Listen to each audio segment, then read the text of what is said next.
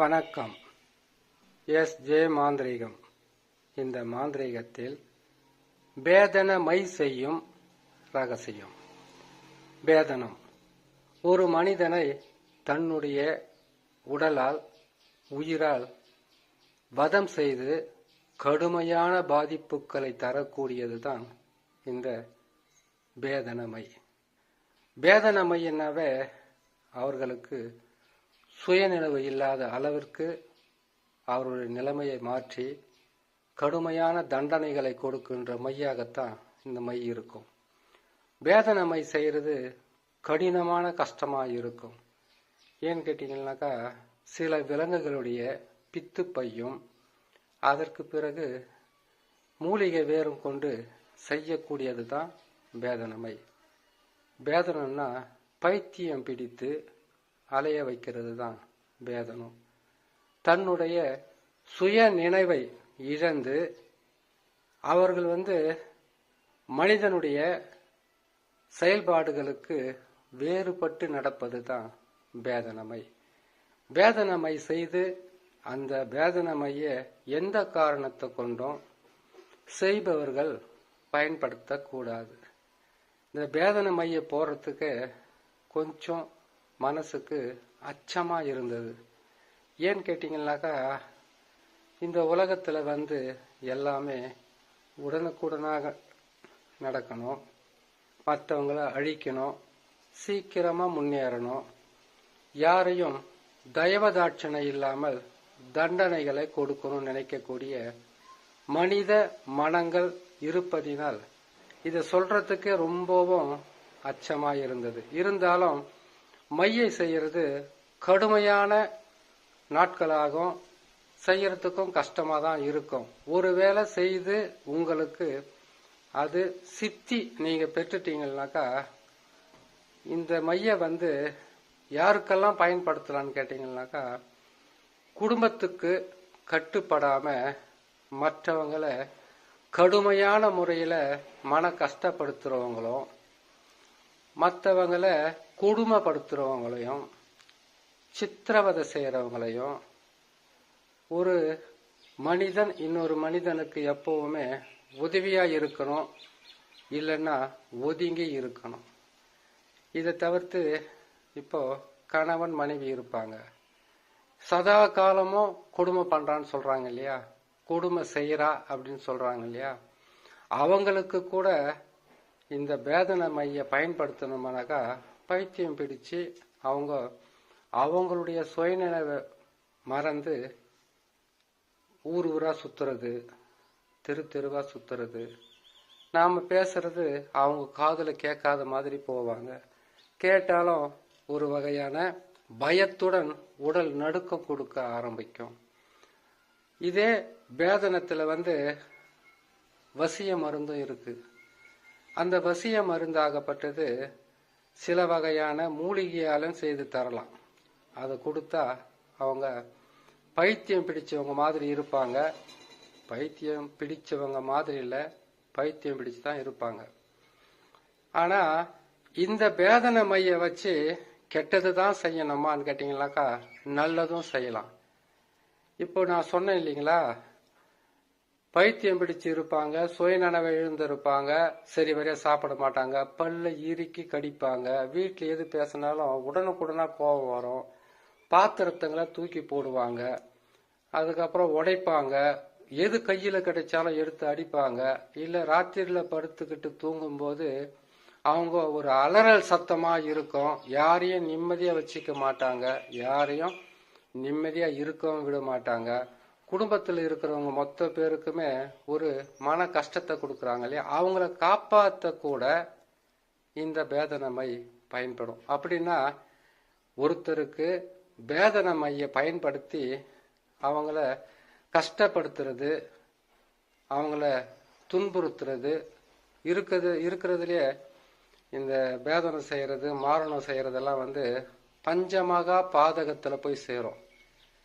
நாம இன்னைக்கு ஒரு பாவத்தை செய்யறோம், அந்த பாவத்துக்கு ஒரு மனிதன் பாவம் செய்தாலும் அந்த பாவ காலங்கள் கெட்ட நேரங்கள்ல அவங்களுக்கு திரும்பவும் வாய்ப்புகள் அதிகமாக இருக்கும். அதனால நாம் எது செய்கிறதா இருந்தாலும் அன்னைக்கு இருக்கக்கூடிய அவசர நிலைக்காக செய்யாம, அதாவது நீங்கள் செய்து கொடுக்குறீங்க, அவங்க ஒருத்தர் ஒரு ஆணோ ஒரு பெண்ணோ பைத்தியமாக போயிடுறாங்கன்னு வச்சுங்களேன். அப்படி பைத்தியம் பிடிச்சி போகிறாங்கன்னு கேட்டிங்கன்னாக்கா, அந்த குடும்பத்தில் அவங்களுக்கு இருக்கக்கூடிய சொந்த பந்தங்களால் எவ்வளோ பாதிப்பு ஏற்படும், எவ்வளோ மனசு கஷ்டப்படுவாங்க. இதை குணப்படுத்துறதுக்கு நீங்கள் செயல்படுத்திக்கலாம் இந்த பேதன மைய. இந்த பேதன மைய உருவாக்குறது கொஞ்சம் கஷ்டமாக இருக்கும். சொல்கிற அந்த மூலிகைகளை எடுத்துக்குங்க. பேதன மைய செய்யறதுக்கு மூலிகைகளை எடுக்கக்கூடிய நாள்னு பார்த்தீங்கன்னாக்கா, செவ்வாய்க்கிழமை எடுக்கணும், இல்லை சனிக்கிழமை எடுக்கணும். செவ்வாய் சனி, அதற்கு பிறகு இவங்க எடுக்க வேண்டிய நாள் அமாவாசையில் எடுக்கணும். முதல்ல எடுக்க வேண்டிய மூலிகையை பார்த்தீங்கன்னாக்கா திகழ்பூண்டு. இதை திக்க பூண்டுன்னு சொல்லுவாங்க. இந்த திகழ்பூண்டுன்றது மலைப்பகுதியில் இருக்கிறவங்களுக்கு, பழைய காலத்தில் இருக்கிறவங்களுக்கு ஈஸியாக கிடைக்கும். அது தெரிஞ்சவங்க அதை மிதிச்சிட்டாங்கன்னு வச்சுக்கோங்களேன், அவங்களுடைய முழு சுய நினைவும் இழந்து எந்த இடத்துல மிதிக்கிறாங்களோ அந்த இடத்திலிருந்து அவங்க காடு காடாகவும் மலை மலையாகவும் ஊராகவும் சுற்றி வருவாங்க. அவங்களுடைய சுய நினைவை இழந்துருவாங்க. அதுதான் திகழ்பூண்டு, இல்லைன்னா திக்க பூண்டு, திக்கு பூண்டுன்னு கூட சொல்லுவாங்க. இது கட்டாயமாக தேவைப்படும். இது ஆணிவேர் அறுபடாமல் எடுக்கணும். கையை வச்சு காலில் மிதிச்சாவே அவங்க சுய நினைவை இழந்துடுவாங்கன்னு சொல்லிட்டு எப்படி எடுக்கிறதுன்னு கேட்டீங்கன்னாக்கா, கையில் கவர் போடலாம், இல்லை கை க்ளோஸ் போட்டுக்கிட்டு தான் அது எடுக்கணும். தெரிஞ்சவங்க இல்லை பக்குவமாக எடுக்கிறவங்கன்னு இருக்காங்க, அவங்ககிட்ட வாங்கிக்கலாம். இதை எடுத்துக்கிட்டு அதுக்கப்புறம் இதோட சேர்ந்து சில பிச்சு, அதாவது கேட்டிங்கன்னாக்கா விலங்குகளுடைய பித்து பை தேவைப்படும். என்ன விலங்குகளுடைய பித்து பை தேவைப்படும் கேட்டிங்கன்னாக்கா, முதல்ல இந்த திசையாக ஓடக்கூடிய ஒரு வேலை செய்கிறது பன்றி. பன்றியோட பித்து பை தேவை. அடுத்தது கோராசனம். அதுக்கப்புறம் பார்த்தீங்கன்னா புணுக்கு தேவைப்படும். அதோடு சேர்த்து நாம் இந்த மூலிகையோடு சேர்த்து இந்த பித்து பையங்களும் சேர்த்துக்கணும். பன்றியோட இந்த முள்ளம்பன்றியோட மலைப்பை, இல்லைன்னு கேட்டாக்கா இந்த முள்ளம்பன்றியோட ரத்தமும் இதுக்கு நிறைய தேவைப்படும். அப்படி கிடைக்குதான்னு பாருங்கள். கிடைக்கலனாக்கா நம்ம அந்த பூஜை விதிமுறையை முடிக்கும் போது சில இந்த கோழியெல்லாம் பலி கொடுக்கல, அது மாதிரி கொடுக்கும்போது அதை கூட அது மேலே ஒரு சொட்டு 2 சொட்டு கூட அது மாதிரி பயன்படுத்திக்கலாம். இல்லை வெறும் வேற வச்சு கூட செய்துக்கலாம், தப்பு இல்லை. திகழ்பூண்டு எடுத்துக்கணும். அதுக்கப்புறம் கேட்டிங்கனாக்கா நம்ம நாகமல்லியினுடைய வேர் எடுத்துக்கணும், சிறிய நங்கை வேர் எடுத்துக்கணும், எட்டி மரத்தினுடைய வேர் எடுத்துக்கணும், சிற்றாமனுக்கு வேர் எடுத்துக்கணும், சிறு குறிஞ்சான் வேர் எடுத்துக்கணும், சிறு குமிழும் வேர் எடுத்துக்கணும், அதுக்கப்புறம் சிறு சின்னி வேர் எடுத்துக்கணும். அதுக்கப்புறம் பார்த்தீங்கன்னாக்கா பேய் மிரட்டின்னு சொல்லுவாங்க, பேய் விரட்டின்னு சொல்லுவாங்க. துர்கை மூலிகை இதுவும் மிக முக்கியமான மூலிகை. அதனுடைய வேரும் எடுத்துக்கணும். முடக்கத்தான் வேரும் எடுத்துக்கணும். இந்த முடக்கத்தான் வேரை வச்சு கை காலை முடமாக்குற மையம் செய்ய முடியும். அது இன்னொரு பதிவில் போடுறேன். நீங்கள் இதில் முடக்கத்தான் வேறையும் நீங்கள் இதில் சேர்த்துக்கலாம். அதுக்கப்புறம் கேட்டிங்கன்னாக்கா பேய் விரட்டி, கிளுகிழப்புன்னு சொல்லுவாங்க, இல்லைன்னா பேய் விரட்டி, இல்லை பேய் மிரட்டின்னு சொல்லுவாங்க. அது வேர்க்கடலை செடி மாதிரி இருக்கும். அது நல்லா காஞ்சிருச்சிங்கனாக்கா நீங்கள் நடந்து போனீங்கன்னாக்கா சலன்னு ஒரு சத்தம் வரும். நரி விரட்டின்னு கூட சொல்லுவாங்க. அந்த சத்தத்தை கேட்டாக்கா நரி கூட பயந்து ஓடும் அப்படின்ற ஒரு விதி இருக்கு. இதே இந்த நரி விரட்டியில் பார்த்தீங்கன்னாக்கா உடம்புக்குள்ள இருக்கக்கூடிய துஷ்ட ஆத்மாக்கள், அதாவது காட்டேரி பிடியேறி, அதுக்கப்புறம் கேட்டிங்கன்னாக்கா துஷ்ட ஆத்மாக்கள் பிடிச்சிருந்தா இந்த ஆணி வேரை எடுத்து அறுபடாமல் எடுத்து காப்பு கட்டி அதை ஒரு தாயத்தில் போட்டு மஞ்சள் குங்குமம்லாம் வச்சு நீங்கள் உங்களுடைய குலதெய்வத்தினுடைய மந்திரத்தை சொல்லி நீங்கள் கழுத்தில் போட்டீங்கன்னாக்கா உடம்புக்குள்ள இருக்கக்கூடிய துஷ்ட ஆத்மாக்களும், அதுக்கப்புறம் செய்வினை கூட கிட்ட வராமல் விலகி நிற்கன்றது ஒரு விதி ஒன்று இருக்குது. அது தனிப்பதிவாக போகிறோம். சரிங்களா? இந்த பேதன மையக்கு இது இந்த வேரையெல்லாம் எடுத்துக்குங்க.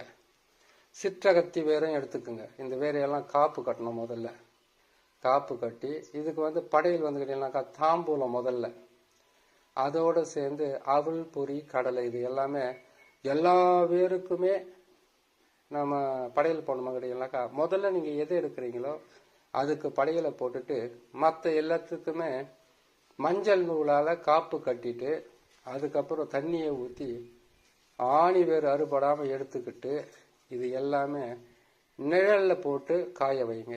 காய வச்சுட்டு அந்த திகழ் பூண்டு இருக்கு பார்த்தீங்களா, அந்த திகழ் பூண்டு தான் இத்தனை பேருக்கும் 4 மடங்கு 10 மடங்கு சக்தியை கொடுக்கக்கூடியது. இப்போ இந்த வேர்கள் எடுக்கும்போது சிவன் சாபன சினசி, ஓம் சிவன் சாபன சினசி, சக்தி சாபன சினசி, சித்தர்கள் சாபன சினசி, தேவர்கள் சாபன சினசி அப்படின்னு மந்திரத்தை உங்களுக்கு இருக்குது இல்லையா, அந்த மாதிரி அந்த மூலிகை வேர்கள் எடுக்கும்போது சாப நிவர்த்தி மந்திரத்தை சொல்லிட்டு அதுக்கப்புறமா அந்த மூலிகைகளை எடுத்து வந்து நிழலை நல்லா காய வச்சு அதுக்கப்புறம் மண் பாத்திரத்தில் போட்டு கற்பூரம் போட்டு எரித்து அதை சாம்பலாக்கி அஞ்சனா தேவனுடைய மந்திரத்தை சொல்லி நம்ம அந்த கல் அரைக்கிறோம் இல்லையா, அதில் போட்டு அரைச்சி அஞ்சனா கல் வாங்கிட்டு வந்து போட்டு அரைச்சி அதோடு சேர்த்து இதுங்களையும் அரைக்கணும். அரைச்சி முடித்த உடனே இதுக்கு அரைக்கும் போதே நாம் வந்து இந்த பேதன மந்திரத்தை சொல்லத்தான் சொல்லணும். ஏன்னா பேதனை ஒவ்வொன்றுக்கும் ஒரு மந்திரம் இருக்கும். அந்த மந்திரங்களை வந்து 108, 1008, 1,10,1008 இப்படியெல்லாம் மந்திரங்களை வந்து நீங்கள் பயன்படுத்தி கெட்ட மையின் வந்துட்டாவே வசியம், மோகனம், ஆகர்ஷணம் இது 3 மட்டும் விட்டுட்டு மற்ற நம்ம செய்யக்கூடிய கரும மையங்களும் சரி இருக்கட்டும், மற்ற அஷ்டகர்மா இருந்தாலும் இந்த மையங்களை செய்யும்போது மற்ற மையங்களை நீங்கள் வீட்டில் அரைச்சாலும் அதை கொண்டு போய் நீங்கள் வெளியில் தான் வைக்கணும். வெளியிலன்னு கேட்டிங்கன்னா எட்டி மரம் தொலை போட்டு அதில் வைக்கலாம், புளிய மரம் தொலை இருந்தால் அதில் போட்டு வைக்கலாம், இல்லைன்னா மயானத்தில் வைக்கலாம், இல்லை ஆள் நடமாட்டம் இல்லாத இடத்துங்களில் கொண்டு போய் புதைச்சி வச்சு தேவைப்படும் போது மட்டும் பயன்படுத்தலாம். இந்த கெட்ட மையை நீங்கள் செய்தால் நான் சொன்ன மாதிரி ஒரு குடும்பத்தில் இந்த மாதிரி வேதனைப்பட்டு மாந்திரிகத்தால் பாதிக்கப்பட்டு வேதனத்தால் கஷ்டப்படுறவங்களுக்கு நீங்கள் செய்து இந்த மையவை மாந்திரிகத்துடன் சேர்ந்து பயன்படுத்தணும். வெறும் மையை மட்டும் வச்சு நாம் பயன்படுத்தி ஜெயிச்சிட முடியுமான்னு கேட்டிங்கன்னாக்கா அது ஒரு சிலருக்கு சாத்தியமாகும், கை கூடி வந்துடும். ஒரு சிலருக்கு நீங்கள் வேதனை மாந்திரிகம் செய்து காப்பாற்றக்கூடிய வகையில் இருந்தால் தான் நீங்கள் இதை பயன்படுத்தி செய்து கொடுக்கலாம். இந்த மையவும் நீங்கள் அவங்களுக்கு தலையில் தேய்ச்சி குளிக்கிறது, இல்லைனாக்கா உங்களுக்குன்னு சில மாந்திரிகத்தில் வந்து வேதனத்தை வந்து வேதனை மாந்திரிகத்தில் பாதிக்கப்பட்டவங்களுக்கு எப்படி அதை எடுக்கணுன்றது உங்களுக்கு சில குருக்கள் கற்றுக் கொடுத்துருப்பாங்க. நாம செய்கிறது வந்து பார்த்தீங்கன்னாக்கா மாந்திரிகத்துக்கும் வேதனை மையக்கும் ஒரு தொடர்பு இருக்கும். மாந்திரிகம் செய்து அந்த வேதனத்தில் இருக்கிறவங்கள விடுவிச்சு அதுக்கு பிறகு இந்த மையாரையும் சேர்த்து பயன்படுத்துனீங்கன்னாக்கா உடனுக்குடனாக உங்களுக்கு நல்ல விஷயம் நடக்கும். இந்த வேதனை மைய அரைக்கிறதுக்கு உண்டான வழியும் சொல்லாச்சு. அதுக்கு வந்து புணுக்கு, ஜவ்வாது, கஸ்தூரி, அதுக்கப்புறம் கேட்டிங்களானாக்கா நாம் செய்ய வேண்டியது கோராசனம், குங்குமப்பூ இது எல்லாம் போட்டு இந்த மையில் அரைக்கணும். இதனுடன் சேர்த்து முக்குடலும் சேர்த்து அரைக்கணும். இது கெட்ட மையன்றதுனால இதுக்கு வேப்பெண்ணெய் விடலாம். இல்லைன்னு கேட்டிங்களானாக்கா நீங்கள் எட்டி தைலத்தை நீங்கள் பயன்படுத்தலாம். இதை அரைச்சி பதப்படுத்துறதுக்கு உண்டான வழி ஒரு சின்ன மண் பாத்திரத்தில் போட்டு அது வந்து சிவப்பு நூலோ இல்லை கருப்பு நூலால் வந்து மேலே வந்து மண் பாத்திரத்துடைய மூடியை போட்டு மூடி அந்த மையை அதில் பதப்படுத்தி கொண்டு போயிட்டு நான் சொன்ன மாதிரி எட்டி மரத்தில் தொலை போட்டு வைக்கலாம், புளிய மரத்தில் வைக்கலாம், இல்லை சுடுகாட்டில் வச்சு நீங்கள் பயன்படுத்துங்க. இந்த மையை நீங்கள் அரைக்கிறதுக்கு உண்டான மந்திரத்தை பார்த்தீங்கன்னாக்கா ஓம் ரீம் க்ளீம் ஜெய ஜெய நாராயணி சர்வ சர்வ சர்வ நல்லா கேட்டுங்க. ஓம் ரீம் க்ளீம் ஜெய ஜெய நாராயணி சர்வ சர்வ பித்து பிரேரித சர்வ விக்ன நிவாரணய நிவாரணய நிவாரய ஓம் பட் ஸ்வாக. இந்த மந்திரத்தை தான் நீங்கள் 1க்கு 108 முறை இல்லைன்னா 1008 முறை 10,008 முறைன்னு பயன்படுத்தி இந்த மந்திரத்தையே நீங்கள் சொல்லி அதை அரைச்சி அதுக்கப்புறம் கொண்டு போயிட்டு இதை புதைச்சிட்டு இதுக்கு கோழி பலி கொடுக்கலாம், இல்லை எலுமிச்சம்பழம் பலி கொடுக்கலாம், உங்களால் முடியலன்னா கல்யாண பூசணிக்காய் பலி கொடுக்கலாம். ரொம்ப நிலைமை சரியில்லைன்னு கேட்டீங்கன்னா எலுமிச்சை பழத்தை பலி கொடுத்து எடுத்துக்கோங்க. ஆனால் கடைசியாக மையை எடுக்கும்போது மட்டும் ஏதாச்சும் ஏன்னு கேட்டீங்கன்னாக்கா எந்த ஒரு மாந்திரிகத்தை பயன்படுத்தினா அது பேர் அஷ்ட கருமம். கருமத்தை கழிக்கக்கூடிய சூழ்நிலை தான் நீங்கள் செய்யணுமே தவிர கருமத்தை வளர்க்கக்கூடிய வழியில் செய்யக்கூடாது. இதை நீங்கள் செய்து இந்த மையை நீங்கள் அரைச்சி திகழ் பூண்டு கட்டாயம் இருக்கணும். அது இருந்தால் தான் மற்ற மூலிகைகளுக்கு சக்தி வரும். திகழ் பூண்டு ஒன்றே போதுமாங்கன்னாக்கா அதெல்லாம் பல 100 வருஷங்களுக்கு முன்னாடி எல்லாமே கையில் வச்சுக்கிட்டு இருந்தாங்க தைலங்களாக இறக்கி. இப்பெல்லாம் கிடைக்கிறது ரொம்ப ரொம்ப கஷ்டமாக இருக்கும் அந்த திகழ் பூண்டுனுடைய தைலமெல்லாம். அந்த திகழ் பூண்டு தைலத்தை அவங்க குழி தைலம் எடுத்து வச்சுருந்து சும்மா போய்கிட்டு இருக்கும்போது ஒருத்தர் மேலே வந்து தெளிச்சாங்கன்னாவே ஆள் வந்து மோசமாக மாறி போகிறதுக்கு உண்டான வாய்ப்புகள் இருந்தது ஒரு காலகட்டத்தில், நம்ம கண்ணால் பார்க்கல. அப்படி இருக்கும்போது இதை செய்து நீங்கள் பயன்படுத்தலாம். இந்த வேதனத்தால் பாதிக்கப்பட்டு இருக்கிறவங்களை வந்து காப்பாற்றுறதுக்கு பயன்படுத்துங்க.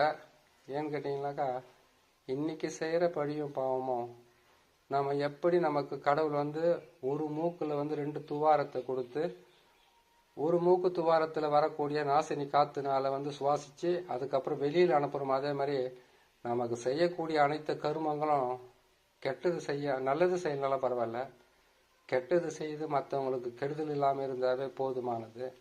முடிந்த அளவுக்கு மற்றவங்களை காப்பாற்றுறதுக்கு உண்டான வழியை மட்டும் செய்யுங்க. உங்களுக்கு பல வகையில் நன்மைகள் கிடைக்கும். எப்பவுமே ஒரு கருமத்தை தொடும்போது அது பேர் கருமம் தான் சொல்லியிருக்காங்க, நன்மைன்னு சொல்லலை. நன்மைகளை செய்வதுன்னு கேட்டிங்கன்னாக்கா இது அஷ்ட கருமம். அஷ்டமா சித்தில் வந்து ஒரு கலையை கற்று முடிக்கிறதுக்கு ஒரு பிறவி போவாதுன்னு சொல்லுவாங்க. அவ்வளோ கஷ்டமாக இருக்கும் ஒவ்வொரு கலையும் செய்து முடிக்கிறதுக்கு. நீங்கள் செய்யுங்க, செய்து வெற்றி பெறுங்க. இத்தனை பொருளையும் சேர்த்து ஒரு மையை செய்து அந்த மையை வந்து நீங்கள் பயன்படுத்தி ஒருத்தருக்கு கெடுதல் செய்கிறத விட முடிந்த அளவுக்கு நன்மை செய்யுங்க. எந்த மாந்திரிகத்தை பயன்படுத்தினாலும் நமக்காக பயன்படுத்திக்க கூடாது. மற்றவங்களை வந்து நாம் வஞ்சிக்க கூடாது. மற்றவங்க வந்து தவறான வார்த்தைகளை மாந்திரிகர்களை பார்த்து பிரயோகம் பண்ணாலும் தவறாக பேசினாலும் நீங்கள் மாந்திரிகம் செய்கிற நாம் மற்றவங்களை அவங்க வந்து திட்டினாலும் மனசு கஷ்டமாக பேசினாலும் நீங்கள் மாந்திரிகத்தானே, நீங்கள் ஒவ்வொரு மந்திரத்தையும் பயன்படுத்துகிறீங்க.